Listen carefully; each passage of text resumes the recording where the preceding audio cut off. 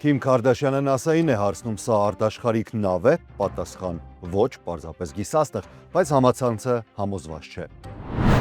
Woodland Hills, Լոս Անջելեսում հսկայական փոս է բացվել դպրոցի դիմաց, ջրատար խողովակն է պայթել, խաչմերուկը փակ է։ 18 նահանг, 27 հիվանդ, 6 մահ, վարակված մակարոնները հայտնվել են Քրոգերի և Trader Joe-ի սառնարաններում, ստուգեք ձեր սառնարանները։ Shutdown 34-րդ օրն է, ամեն ինչ կանգնած է, բացի մեղադրանքներից հանրապետականներն ու դեմոկրատները շարունակում են խաղալ ժողովրդի հաշվին։ Թրամփն ու Սնեփը, նախագահը չի զիջում, ասում է կբանակցեմ, երբ կառավարությունը բացվի, մինչև այդ միլիոնավոր ամերիկացիներ սպասում են սննդային օգնությանը։ Սակագների պատերազմը հասել է դատարան, Գերագույն դատարանը որոշում է, Թրամփը սակագնային գերիշխան է, թե սահմանափակ իշխան, արդյունքը կարող է փոխել արտաքին քաղաքականությունը։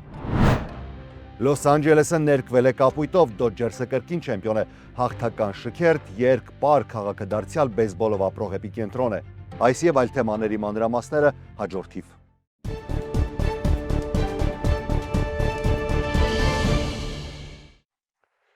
Ողջույն սիրելի հետևորդներ, դուք դիտում եք USR Media-ն, YouTube-յան ալիք, որտեղ ամերիկյան իրականությունը ներկայացվում է առանց ավելորդ փայլի, բայց ամբողջ ճշմարտությամբ։ Ես Հարություն Մինասյանն եմ եւ մեծ սիրով մեկնարկում ենք հերթական աշխատանքային շաբաթը, ազնիվ, անաչառ ու հավաստի լրատվությամբ։ Եթե գնահատում եք մեր աշխատանքը, ապա մի մոռացեք լայքել այս տեսանյութը, բաժանորդագրվել մեր ալիքին։ Եվ առաջին լուրը, նա սովոր է շոկի բերել աշխարհի իր հայտարարություններով, բայց այս անգամ Քիմ Քարդաշյանն է շփոթության մեջ։ Հոլիվուդյան աստղը հրապարակավ դիմել է NASA-ին մի հարցով, որը հնչել է ավելի շատ գիտաֆանտաստիկայի, քան նորության պես։ Ինչ է իրականում կատարվում Three-Eye Atlas-ի շուրջ, սա պարզապես կիսաստղ է, թե ինչ-որ արտաշխարհիկ բան։ Այո, Քարդաշյանը խոսում է մի մարմնի մասին, որը բառացիորեն եկել է մեկ այլ աստղից, գիտնականներն այն կոչում են միջաստեղային գիսաստղ, Three-Eye Atlas, եւ այն իր տեսակի մեջ երրորդն է այցելած մեր արեգակնային համակարգ։ Բայց ինչու է այս փոքրիկ սառցե ճառակ գայթը դարձել համաշխարհային սենսացիա։ Հուլիսին Չիլիում գտնվող Atlas աստղադիտակը նկատել էր այն շարժվող մոտ 137,000 մղոն ժամարագությամբ։ Սառույցի եւ փոշու փայլուն պոչով, ասես որևէ ֆիլմից պոկված տեսարան։ NASA-ն հայտարարել է, որ ոչ մի վտանգավոր բան չկա, պարզապես բնական երևույթ է։ Բայց համացանցը չի հավատում։ Օգտատերերը սկսում են քննարկել, արդյոք սա կարող է լինել օտար տեխնոլոգիա, որոշ մարդիկ, նույնիսկ հայտնի աստղեր, սկսում են պնդել, որ գիսաստղը վարքագծով շատ ավելի խելացի է, քան երկնաքարը։ Հոկտեմբերի 30-ին այն հասել է իր ամենամոտ կետին արեգակին, մոտ 130 միլիոն մղոն հեռավորությամբ, եւ հիմա այն թաքնված է արեգակի հակառակողմում, ասես դիտավորությամբ խուսափելով երկրի հայացքից։ Գիտնականները կանխատեսում են, դեկտեմբերին Three-Eye Atlas-ը կվերադառնա տեսադաշտ։ Իսկ մինչև այդ ամբողջ աշխարհը հարցնում է, դա պարզապես մի գիսաստղ է, թե ինչ-որ բան, որ չի ցանկանում, որ մենք իմանանք իր իրական նպատակը։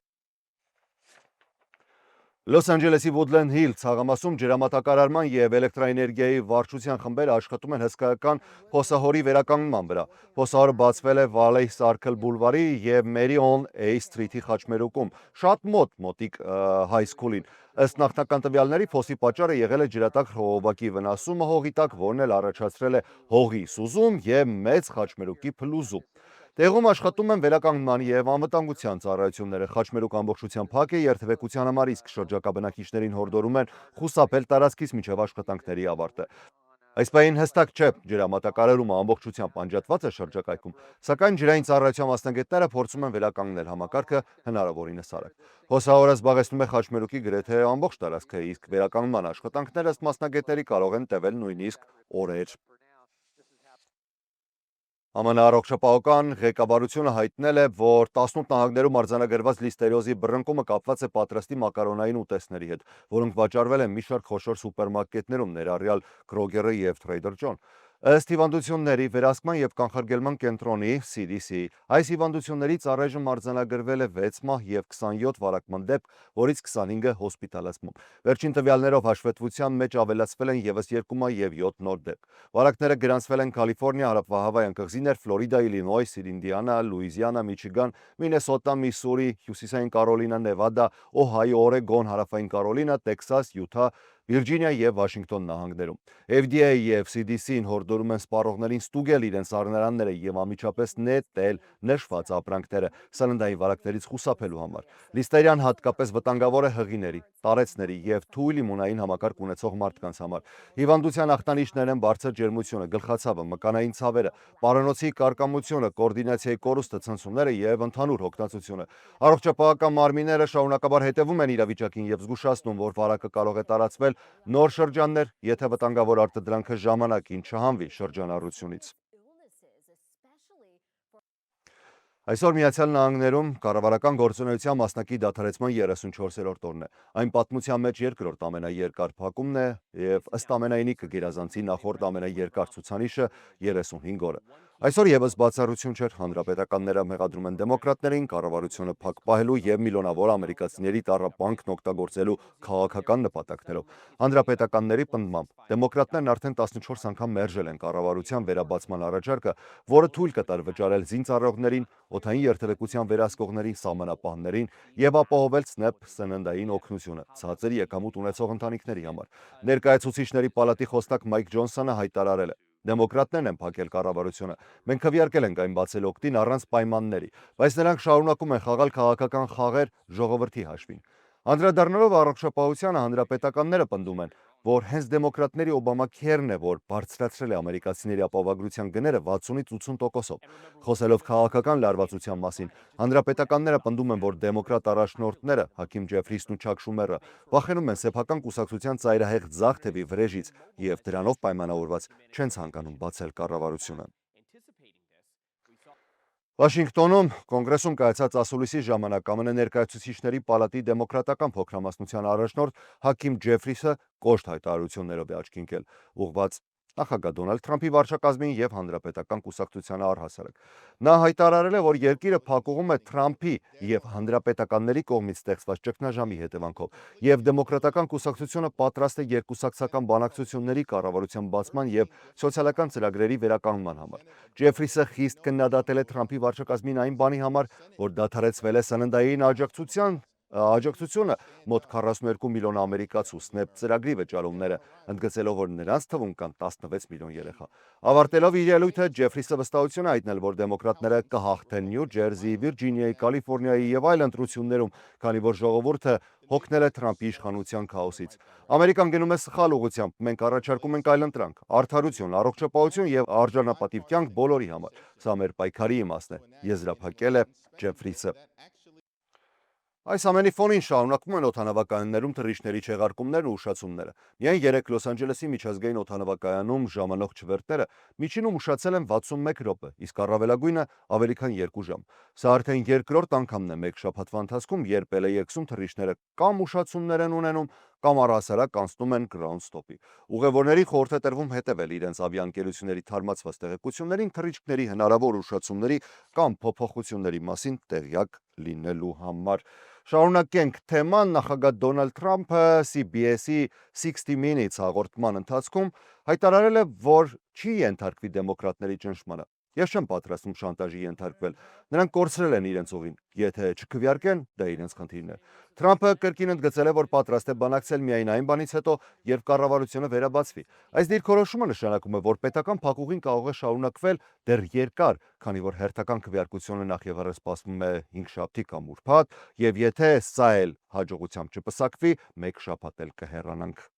կառավարության փակումով։ Սակայն զուգահեռ իրականությունում շաբաթ օրվանից կառավարությունը պատրաստվում էր կասեցնել մոտ 8 միլիարդ դոլարի վճարումները սննդային օգնության ծրագրի շահառուներին։ Սակայն երկու դաշնային դատավորների միջամտությունից հետո Թրամփի վարչակազմը համաձայնել է միայն մասամբ ֆինանսավորել ծրագիրը, օգտագործելով 4.65 միլիարդ դոլարի արտակարգ ֆոնդ։ Դա նշանակում է, որ միլիոնավոր մարդիկ չեն իմանա, թե որքան գումար կստանան եւ ամենակարևորը՝ երբ կստանան։ Գյուղատնտեսության նախարարությունը տեղեկացրել է, որ նահանգներին կտրվեն նոր ցուցումներ, թե ինչպես հաշվարկել յուրաքանչյուր ընտանիքի օգնությունը։ Սակայն տեխնիկական պատճառներով վճարումների համակարգերի փոփոխությունը որոշ նահանգներում կարող է տևել մինչև 2 շաբաթ կամ ավելին։ Կալիֆոռնիայի գլխավոր դատախազ Ռոբ Բոնտան նշել է, որ նահանգում անհրաժեշտ կլինի առնվազն 1 շաբաթ, որպեսզի գումարները հասնեն շահառուներին։ Սակայն տեսեք, Նյու Մեքսիկոն եւ Ռոդ Այլանդը արդեն հայտնել են, որ որոշ շահառուներ արդեն իսկ ստացել են օգնությունը իրենց արտակարգ ծրագրերով, իսկ Դելավերում վճարումները կլինի մինչև նոյեմբերի 7-ը։ Թողարկման այս հատվածում մեր խորին երախտագիտությունն ենք հայտնում գործընկերներին։ Առաջինը Գերիս Մամս Բեքերի վայր, որտեղ հացը պարզապես ուտելիք չէ, այլ համի հիշողություն։ Անուշահամ տաք լավաշ, փափուկ թոնրի հացեր, խմորեղենների ամենատարբեր տեսականիներ, աղցաններ ու ապուրներ, նույնիսկ տնական թթուներ։ Ամեն ինչ պատրաստված սիրով ու տանը պատրաստվածի ջերմությամբ։ Եվ բավական է մի փոքր քայլ անել, մայթ անցնել, եւ դուք արդեն գտնվում եք Կոզանյան Meat & Liquor խանութում, ձեր ամենօրյա գնումների կատարյալ հասցեում։ Թարմ մթերք, որակյալ միս, սա շատ կարևոր է, սպասարկում, որին արժե վստահել։ Իսկ երբ օրը մոտենում է ավարտին, իսկ դու ցանկանում եք պարզապես վայելել երեկոն, արդեն կա նոր ու հիասքանչ անկյուն, Նորթ Հոլիվուդում Cosmo Palace Restaurant and Banquet Hall, էլեգանտ միջավայր, որտեղ համը միախառնվում է հանգստին։ Այստեղ կարող եք ոչ միայն ընթրել կամ նշել տոնական երեկո, այլև վայելել բացօթյա հուկա լաունջը, որը այս օրերին աշխատում է տաքացվող հարմարավետ պայմաններում։ Գերիս Մամս Բեքերի, Կոզանյան Meat & Liquor եւ Cosmo Palace համերի, որակի եւ ոճի հասցեները ձեր քաղաքի ամենամոտ անկյուններում։ Հաջորդ լուրը արդեն նախագահ Դոնալդ Թրամփով էլ շարունակենք, երկրորդ ժամկետում սակագները վերածվել է Դոնալդ Թրամփի համար ոչ միայն տնտեսական, այլև առևտրային քաղաքականության հիմնական զենքի, օգտագործելով դրանք որպես ճնշման միջոց աշխարհի տարբեր երկրների համար։ Նրա վարչակազմը սակագները կիրառել է պատերազմող երկրների վրա հրադադար պարտադրելու համար, հարևաններին ստիպելու կանգնեցնել մարդկանց եւ թմրանյութերի հոսքը սահմաններով եւ անգամ որպես քաղաքական պատժամիջոց, ինչպես Բրազիլիայում, որի դատական համակարգը դատապարտել էր Թրամփի նախկին դաշնակցին։ Վերջին շրջանում Թրամփը նույնիսկ կանադայիներ սպառնացել նոր տուրքերով դժգոհելով մի հեռուստագովազդից։ Այս շաբաթ Գերագույն դատարանը սկսում է լսումներ պարզելու։ Արդյոք Թրամփը խախտել է դաշնային օրենքը օգտագործելով միջազգային արտակարգ տնտեսական իրավասությունների ակտը սակագներ սահմանելու համար։ Երկու ստորին դատարաններն արդեն վճռել են, որ Թրամփը չունի այդ իրավասությունը, քանի որ սահմանադրությամբ այդ իշխանությունը պատկանում է Կոնգրեսին։ Սակայն մի քանի դատավորներ գտնում են, որ արտակարգ դրության պայմաններում նախագահը կարող է գործել առանց հատուկ սահմանափակումների։ Վերջնական որոշումը կարող է սահմանափակել կամ ամբողջությամբ վերացնել Թրամփի ալագ եւ կտրուկ սակագնային լծակները, որոնց վրա նա կառուցել է իր արտաքին քաղաքականությունը։ Թրամփը հայտարարել է, որ վճիռը կարող է դառնալ ամենակարևորներից մեկը ԱՄՆ պատմության մեջ, ընդգծելով, որ առանց սակագների երկիրը կկորցնի իր ազգային անվտանգությունը։ Եթե դատարանը սահմանափակի Թրամփին, դա կարող է խաթարել ԱՄՆ-ի եւ դաշնակիցների միջև վերջերս կնքված առևտրային համաձայնագրերը եւ ստիպել վարչակազմին ավելի բարդ իրավական ճանապարհով վերահաստատել սակագները։ Եթե դատարանը որոշումը Թրամփի օգտին լինի, նրա արտաքին քաղաքականությունը կստանա հզոր լեգիտիմություն, որպես ուժային տնտեսական դիվանագիտության մոդել։ Kimberly Clark ընկերությունը պատրաստվում է գնել Tylenol արտադրող Kenvue-ին ավելի քան 40 միլիարդ դոլարով, դառնալով ԱՄՆ սպառողական ապրանքների ոլորտի պատմության ամենամեծ գործարքը։ Այս պատմական համաձայնագիրը կնքվել է այն բանից հետո, երբ ԱՄՆ նախագահ Դոնալդ Թրամփը Սպիտակ տանը սեպտեմբերին անդրադարձել էր Tylenol դեղամիջոցի շուրջ տարաձայնություններին կապված այն պնդումների հետ, թե հղիության ընթացքում դրա օգտագործումը կարող է առաջացնել աուտիզմ երեխաների մոտ։ Թրամփը հայտարարել էր. «Մի օգտագործեք Tylenol, եթե կարող եք խուսափեք, պայքարեք, բայց մի ընդունեք այն»։ Թրամփի այս խոսքերից հետո իրականում մի փոքր հակառակ պատկերն եղել։ Սկզբում ընկերության բաժնետոմսեր ընկել էին, ապա բարձրացել էին 19%-ով, մինչդեռ գնորդ Kimberly Clark-ի բաժնետոմսերը ընկել էին շուրջ 14%-ով։ Kenvue-ն, որը 2023 թվականին առանձնացել էր Johnson & Johnson-ից, ամիսներ շարունակ բախվում էր թույլ պահանջարկել։ Ընկերությունը հուլիսին հեռացրել էր գլխավոր տնօրենին եւ հայտարարել ակտիվների ռազմավարական վերանայման մասին։ Ներդրողների մտահոգությունը պայմանավորված է նաև Kenvue-ի հնարավոր իրավական պատասխանատվությամբ կապված մասնավոր դատական հայցերի հետ, որոնք պնդում են, որ ընկերությունը թաքցրել է Tylenol-ի ընդհանրյալ կապը աուտիզմի հետ։ Թրամփի հայտարարություններից հետո Tylenol-ի վաճառքը Միացյալ Նահանգներում մոտակա 2 շաբաթը նվազել էր 11%-ով։ Այնուամենայնիվ, գործարքը Kimberly Clark-ին հնարավորություն կտա ստանալ Kenvue-ի հսկայական ապրանքային պորտֆելը, որը ներառում է նաև մի քանի այլ ապրանքանիշ։ Միաձուլված ընկերությունը ակնկալում է տարեկան շուրջ 32 միլիարդ դոլարի շրջանառություն։ Գործարքը նախատեսվում է ավարտին հասցնել 2026 թվականի երկրորդ կեսին։